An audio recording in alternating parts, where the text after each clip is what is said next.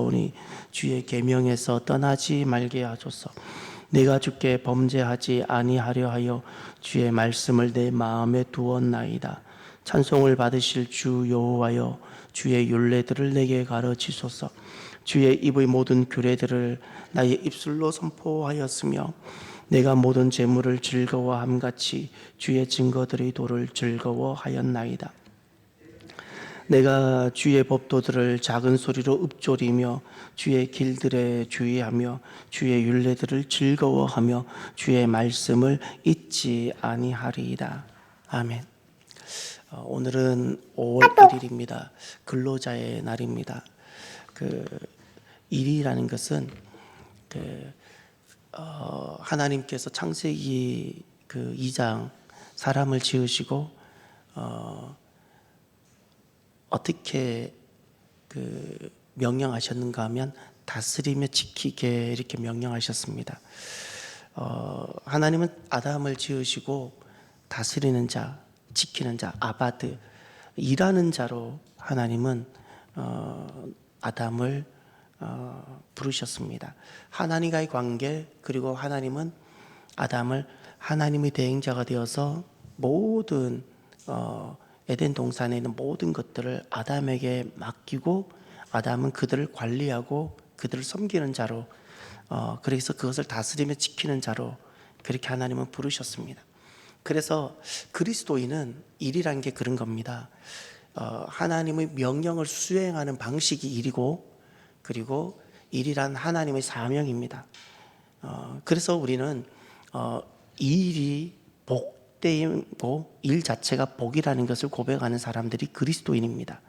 그리스도인은 일하는 사람입니다. 그래서 우리가 연령대에 따라 일하는 방식이 다 달라지는데 중요한 것은 내가 주님 앞에 갈 때까지 나에게는 사명이 있어야 합니다. 사명이. 그것이 그 사람이 바로 하나님께 부름받은 사람입니다. 하나님께 부름받으면 그것은 우리는 사역으로, 일로서 그것이 응답되어지고 나타나게 되는 겁니다. 우리 그리스도인들은 그래서 모든 일들은 다 고귀합니다. 모든 일들은 하나님께서 나에게 맡기신 하나님의 명령, 또 하나님의 그 어떤 부르심을 수행하는 것이기 때문에 일에는 귀천이 없는 것이 우리 그리스도인들의 고백이고, 그래서 일에는 어떤 귀한 일이 있고 천한 일이 있고 그렇진 않습니다. 모든 것이 하나님의 부르심입니다. 모든 직업은 우리는 하나님의 부르심입니다. 물론 그렇다고 우리가 아주 나쁜 직업, 아주 악한 직업을 인정하는 것은 아닙니다. 그것은 사람의 마음이 악해지고 완악해져서 어떤 탐심이나 정욕으로 가득하기 때문에 생겨난 병든 것이고, 건강한 모든 것들은 우리는 하나님의 부르심으로 고백하는 것이 우리 그리스도인들의 신앙 고백입니다. 그래서 저와 여러분들이 일하는 기쁨이 있게 되어지고, 교회 내에서도 마찬가지입니다. 모든 그리스도인들은, 거듭난 사람들은 교회 내에 재직, 사역자들이어야 됩니다. 즐겁게 내가 섬기고 감당하고, 우리는 이렇게 일로서 하나님 뜻을 이루어가는 사람들입니다. 이런 일하는 기쁨이 가득하게 되시기를 바라고요. 이것은 게으름입니다. 내게 사역이 없고 일하지 않음을 즐기는 것이 바로 게으름입니다. 일하는 기쁨이 있게 되어지기를 바랍니다. 그것이 건강한 겁니다. 시편 119편, 오늘부터는 이제 시편 말씀을 보게 될 텐데, 여러분, 제가 하나 질문을 드려볼게요.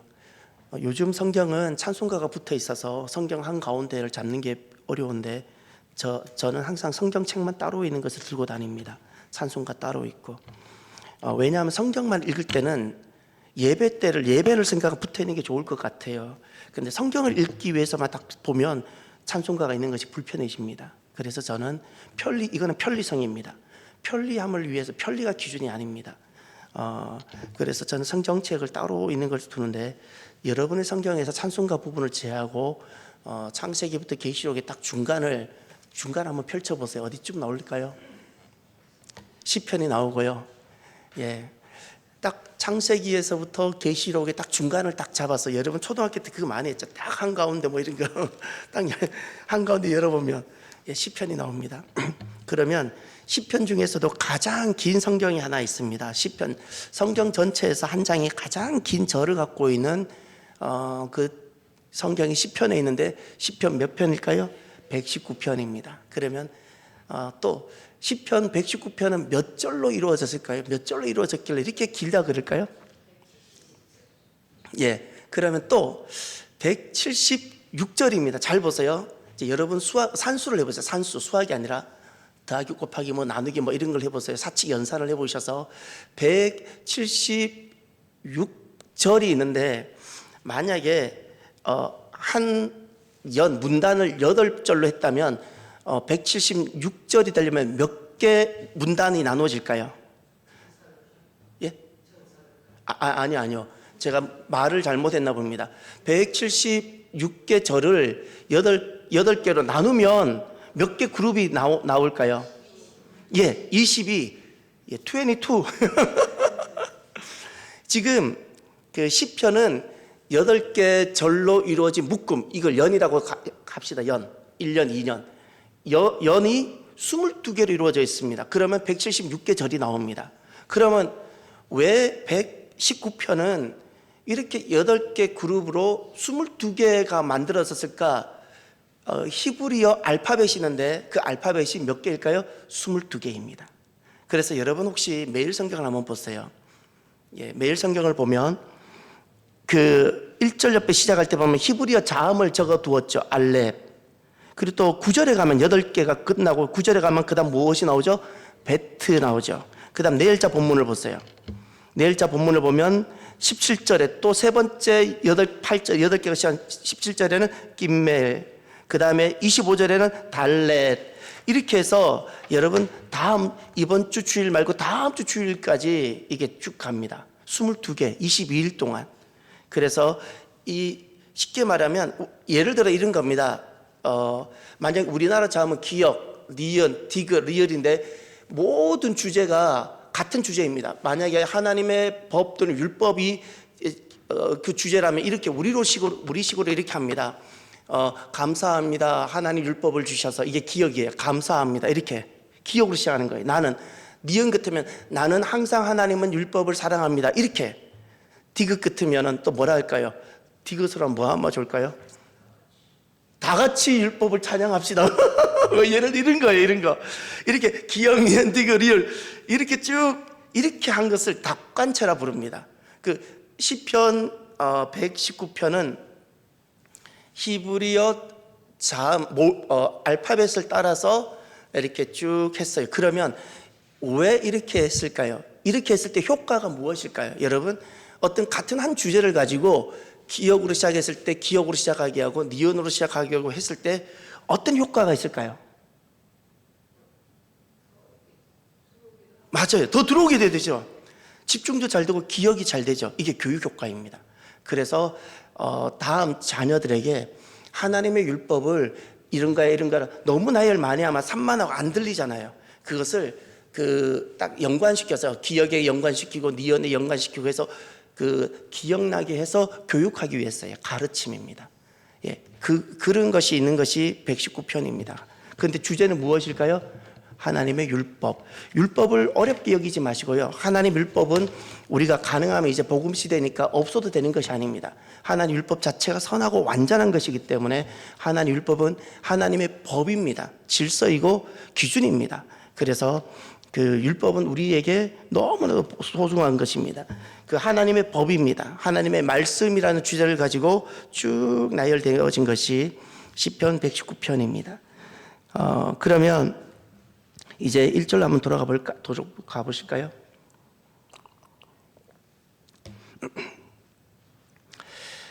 어, 1절에 보면 이 단어를 찾아보십시오. 복이 있으며, 예, 복이 있다. 예, 어떤 것이 복이라는 겁니다. 이런 것이 복입니다. 예, 2절도 보세요. 복이 있도다. 네, 이것이 복이라는 거예요. 자, 시편 119편을 이야기하면서 제일 먼저 어떤 주제를 이야기하고 싶은데 그것이 너무 복된 것이라고 이야기하는 겁니다. 그런데 무엇이 복된 것인가? 이제 다시 한번 돌아가 보시길 바랍니다. 1절로. 행위가 온전하다. 그 행위라는 히브리어는 걷다, 또는 걷는 것이기 때문에 길이라는 단어도 되고요. 걷다. 또 사람이 인생을 가지고 걷는 것을 삶의 방식이라 부릅니다. 그 걷다 또는 길, 삶의 방식, 이것을 행위라고 우리는 번역했습니다.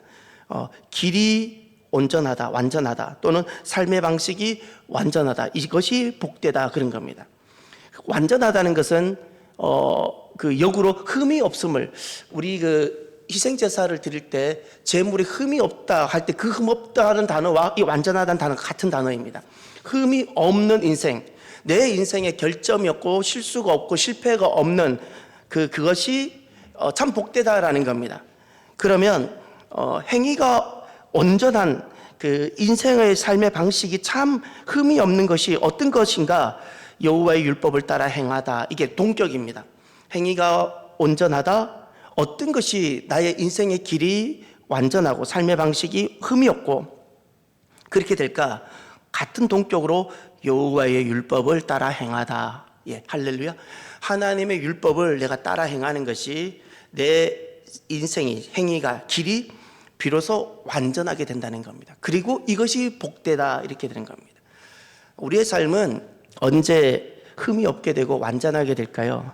하나님의 율법, 하나님의 율법이 기준이 되어지고 그 말씀을 따라, 그것이 율법이 길이 되어지고 율법을 따라 행할 때, 할렐루야, 그때 우리가 복이 있는, 흠이 없는, 완전하게 되는 겁니다.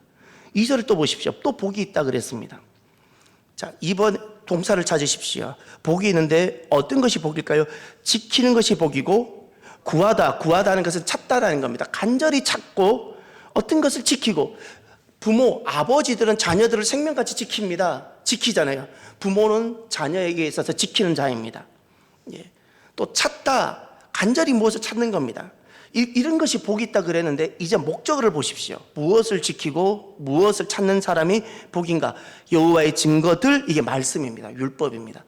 주님께서 증거해 주신 것들, 바로 그것이 오늘 우리들은 율법, 우리 삶의 기준, 바로 하나님의 법, 그 하나님의 말씀을 내가 지키고입니다. 이 땅에서 내가 지키고 그것이 복이고, 또 여호와를 간절히 찾고, 할렐루야, 전심으로 주님을 찾고, 이것이 복되다, 복이다 말씀합니다. 그렇기 때문에 3절을 보십시오. 이렇게 복이 여기에 있기 때문에 참으로 그들은 불의를 행하지 아니하고 주의 도를 행하는도다. 복이 여기에 있습니다. 율법을 따라 행하고, 그리고 하나님의 증거를 지키고 주님을 간절히 찾는 것이 복이기 때문에 3절은 그래서 주의 도, 이 주의 도가 율법이잖아요. 주의 법을 행하는 겁니다. 그는 불의를 행하지 않는 것은 도대체 무엇일까요? 주의 도를 행하지 않는 것이 불의입니다. 거짓말하거나 도적질하는 어떤 특별한 악을 행하는 것이 불의가 아니라, 더 궁극적으로 불의는 이렇게 복된 삶이 있는데 이렇게 주의 도를 행하지 않는 삶이 불의를 행하는 거예요. 주의 도라는 것이 바로 율법을 또 다르게 표현한 것들입니다. 그래서 4절을 보시면, 그래서 주님께서 우리에게 딱 한 가지를 명령하셨습니다. 하나님의 백성, 구약에는 이스라엘, 신약에는 에클레시아, 구약에는 이스라엘, 신약에는 에클레시아, 그들에게 딱 한 가지를 명령하셨는데 그것은 무엇이죠? 주의 법을 잘 지켜라, 이겁니다. 주님은 명령하셨습니다. 주의 법도, 이게 율법이잖아요. 주의 말씀을 잘 우선적으로 그리고 완전하게 지켜라, 이렇게 되는 겁니다. 말씀이 기준이 되는 삶입니다. 물론 우리가 100% 완전하게 지키지 못하지만 우리의 마음은 항상 말씀을 따라가고자 하는 그 적극적인 마음, 하나님 말씀대로 내가 살아가고자 하는, 하나님 말씀이 나의 삶의 방식이 되고, 하나님 말씀이 내 인생의 철학이 되어지고, 하나님 말씀이 내 인생의 방향이 되어지고 원리가 되어지고, 이런 겁니다. 이것이 말씀의 주의 법들을 잘 지켜가는 겁니다. 그것을 그렇게 하나님 명령하셨던 겁니다. 이제 여기까지. 그런데 이제 5절부터 보세요. 5절부터 이제 주어를 보세요. 주어가 나라는 단어가 보입니까? 5절 내 길, 6절에 내가, 7절에 내가, 8절에 내가. 자, 지금 4절까지는 첫 번째 연의 절반은 율법이 중심이 되어서 쭉 정리가 됩니다. 근데 이제 5절부터는 거기에 대해 반응하는 나에 대한 고백입니다. 반응하는 나. 이제 거기에 대해서 내가 이렇게 고백들을 하는 겁니다. 5절. 내 길을 굳게 정하사 주의 율례를 지키게 하소서. 그 첫 번째 그 하나님의 그 율법이 이렇게 복되고, 또 하나님은 우리에게 이렇게 명령하신 것이 주의 율법이고 법도였기 때문에 이제 간절한 첫 번째 소원입니다. 내 길을 굳게 정하사, 내 길을 굳게 정하여 주옵소서. 예, 이게 굳게 정하다라는 것은요, 길이라는 단어가 나왔죠. 길을 굳게 정하다는, 길을 곧게 해달라는 겁니다. 내 인생의 길이 이렇게 굽어지고 엉망되지 말고 인생의 길이 곧게 되게, 지름길처럼 곧게, 지름길이 아니라 곧게 고든 길이 되게 해달라는 겁니다. 이 고든 길이 되는 것은 비유적인 표현인데 핵심이 무엇인가 하면 주님의 말씀을 지켜가는 인생, 그것을 길이 곧다라고 표현한 겁니다. 주님 말씀을 내가 인생 배경이 어떤 인생 배경을 가지고 있든지 간에 내가 주님 말씀을 지켜가는 자가 되게 해달라는 거예요. 이것이 첫 번째 응답이에요. 간절한 소원입니다. 간절한 소원. 하나님, 내 자녀들이 주님 말씀을 지켜가는 그런 인생의 길이 곧은 자들이 되게 해주십시오, 이런 거라는 거예요. 하나님, 이 땅의 교회들이 하나님 말씀을 굳게 지켜가는 그 길이 곧은 교회가 되게 해주십시오. 이것이 첫 번째 소원이라는 겁니다. 그 단순히 말씀을 지켜간다는 것은 어떤 종교적인 어떤 것이 아니라 하나님을 알아가고 그분이 하나님이 제시하시는 원리가 내 삶의 원리가 되고 하나님께서 제정하신 대로 내가 살아가고 이렇게 되어지는 겁니다. 하나님의 뜻이 내 인생에 다 이루어지고 하나님의 목적이 또 성취되어지고 이렇게 되어진다는 뜻입니다. 그래서 첫 번째 소원 6절을 보십시오. 내가 주의 모든 계명에 주의할 때에 부끄럽지 아니하리이다. 나는 부끄럽지 않을 것입니다. 고백합니다. 그 내용이 뭐냐면 이 부끄럽다는 것은 후회, 마지막에 후회. 열심히 살았지만 마지막에 후회하는 경우들이 참 많잖아요. 언제 인생이 마지막에 후회됨이 없는 인생이 살아갈까요? 인생은 내일을 알질 못합니다. 10년 앞을 알질 못합니다. 미리 안다면 사람들은 어리석은 결정을 하지 않을 겁니다. 다 행복과 성공을 향해서 다들 오늘 선택을 하는데 내일을 알질 못하고 이 오늘 결정이 내일의 행복을 가져올 거라고 추정하고 결정을 하는 겁니다. 통계치를 가지고 지금까지 살아왔던 삶의 경험을 가지고 내가 결정을 하는 겁니다. 근데 많이 후회하잖아요. 왜죠? 내가 살아온 짧은 경험치가 너무 짧고, 그리고 통계치, 사람들이 보편적으로 걸어왔던 그 통계치가 너무나도 완전하지 않는데 그런 것의 기초로서 내가 오늘 결정을 한 거예요. 그래서 마지막에 성실하게 살아왔는데 너무 후회하는 일이 많게 되어집니다. 언제 인생이 마지막에 갈수록 더 담대해지고 후회함이 없고 더 기쁨이 가득할까요? 완전하신, 그리고 우리의 인생을 통으로 이미 다 보고 계시는 하나님의 뜻을 따라 결정할 때입니다. 그것이 주의 계명을 주의할 때입니다. 주의 계명을 주의하면서 주님 계명을 항상 기억하며 주님은 무엇이라 말씀하셨는가? 그것이 자녀 교육이든 내 삶의 어떤 부분이든, 그것이 경제의 부분이든 무엇이든 주님은 무엇이라 말씀하셨는가? 성경에는 무엇이라고 말씀하고 있는가? 그렇게 항상 돌아갈 때, 그리고 그것을 따라갈 때 후회함이 없다는 겁니다. 이것이 그 두 번째 고백이고, 세 번째 보십시오. 내가 주의 의로운 판단을 배울 때에는 정직한 마음으로 주께 감사하리이다. 그 세 번째는 그렇기 때문에 나는 주의 의로운 판단이 법입니다. 율법을 말합니다. 주님의 의로운 율법을 나는 배우겠습니다. 이렇게 됩니다. 그 배우는 것이 난 너무 기쁘고 감사합니다.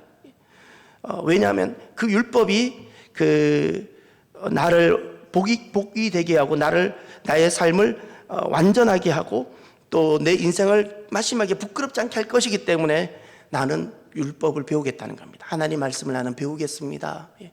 하나님 말씀대로 살아갈 때만이 마지막에 후회하지 않는다면, 역으로 하나님 말씀을 원하지만 알지 못하면 우리는 오늘 내일의 후회함이 없는 결정을 오늘 하지 못하게 되는 겁니다. 말씀을 알아야 되고 말씀을 배워야 분별력이 생기고, 말씀을 알고 말씀을 배워야 세상에 휩쓸리지 않게 되어지고, 말씀을 배우고 말씀을 알아야 마지막에 후회하지 않게 되는 겁니다. 그래서 무엇이 겸손인가 하면 그냥 좋은 성품 앞에서 예예하는 것이 절대 겸손이 아닙니다. 무엇이 겸손인가? 말씀을 배움에 들어오는 그것이 겸손입니다. 겸손이란 하나님은 왕이시고 나는 종이라는 이 개념, 그 구조를 이루는 것이 겸손입니다. 그게 겸손입니다. 그 말씀을 배워가는 이 자세. 그리고 8절을 보십시오. 내가 주의 율례들을 지키오리니 나를 아주 버리지 마옵소서. 첫 번째 이 119편 1절부터 8절의 전반부는 율법이 어떠한 것인지, 하나님의 명령이 어떠한 것인지를 율법을 중심으로 쭉 정리를 했습니다. 우리 행위가, 우리의 삶의 길이 비로소 흠이 없고 완전하게 되는 것이 율법에 있고, 율법을 따라 행하는 것이 참 복되고, 그래서 증거들을, 말씀을 지키고, 그리고 주님은 이 말씀을 지키라고 명령도 하셨고, 그래서 마지막 8절은 이렇게 고백합니다. 내가 주의 율례들을 지키겠습니다. 주의 율례라는 것이 바로 율법입니다. 주의 율례들을 나는 지키겠습니다. 나를 버리지 말라는 말은 어떤 우리가 생각하는 포기 이런 개념이 아닙니다. 내 인생이 흔들리지 않게 해달라는 겁니다. 내가 율법을 지키며 살아가는 이 삶이 흔들리지 않게 하옵소서라는 겁니다. 흔들리지 않게 하옵소서. 그러면 두 번째 연에 가면 9절입니다. 이제 베트로 시작합니다. 베트. 여러분 이렇게 볼 때 히브리어 자음의 모양을 가만히 보세요. 디귿자 반대로 적어놨죠. 디귿자 반대로 적은 것이 히브리어 음가는 우리나라 비읍으로 나와요. 저는 국어 국문학을 전공해서 저는 사람들이 쓰는 언어, 단어를 굉장히 귀 기울여 듣는 사람입니다. 어떤 사람이 어떤 단어를 쓰는가는 그 속에 있는 그의 내면입니다. 그의 사람의 마음이 무엇으로 드러날까요? 언어와 단어로 나타나는 겁니다. 그래서 어떤 단어를 쓰는가가 결국 그 사람을 이렇게 보여주는 건데, 그러다 보니까 히브리어도 저는 아주 관심 있게 보는데, 세상에 수많은 언어와 문자가 있는데 두 개 문자가 너무 유사합니다. 한글과 히브리어 문자가 너무 유사합니다. 히브리어 자음과 한글 자음이 너무 구조상 유사하고, 히브리어 모음의 원리와 한글 모음의 원리가 너무 유사합니다. 우리 세종대왕 그때 집현전 학자들 통해서 한글이 창제될 때 엄청난 당시에 양반이라는 사람들에서 반대가 있었음에도 불구하고 한글을 만들어내게 됩니다.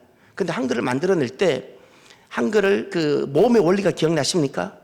원래 지금 우리는 이렇게 이렇게 이렇게 쓰죠. 그게 아닙니다. 이건 변을 뜻하고요. 세로로 있는 건 가로로 있는 변입니다. 변에 점을 찍는 모음이에요. 변에 여기 오른쪽에 점을 찍느냐, 변을 세워두고 왼쪽에 점을 찍는다에 따라 음가를 발음을 달렸어요.